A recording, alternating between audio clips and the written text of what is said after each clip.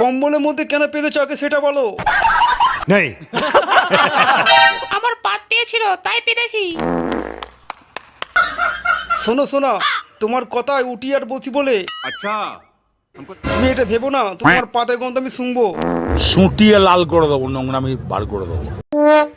তুমি জানো তোমার পাতের গন্ধ আমি সারা রাত শুতে পারিনি। বুঝো না এই ব্যাপারটা। আশ্চর্য, একটু পাত মারার জন্য তুমি ঝগড়া করছো। খুব দারুণ লজ্জার ব্যাপার। আমার পাত পেলে আমি পাতবো না। না পাতবে না। আচ্ছা তুমি জানো তোমার পাতের গন্ধতে ঘরের সব মশাগুলো মরে গেছে। আমার পাতের গন্ধে মশা মরে গেছে। তোমার পাতের গন্ধে বিষ আছে। আবার তুমি ঘরে পেতেছো। আমি পাতিনি। তুমি পাদুনি।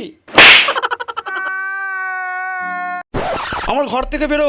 আমার পেটে গ্যাস হয়ে গেছে তো বলে চেপে রাখতে পারিনি, তাই আমি ওখানে পেতে দিয়েছি। চুপ কর শালি, বেরো এখান থেকে। আমার ভুল হয়েছে, ক্ষমা করে দেন। তোমার দিব্যি খেয়ে বলছে আমি আর পাতবো না। তোমার মতো পাদমা আনি বউ আমার চাই না। মাগো, লজ্জায় মরে যাই। তোমার বৌদি এত পাদে, স্বামী পাততে বারণ করেছে তাও পাচ্ছে। ছি ছি ছি ছি ছি ছি।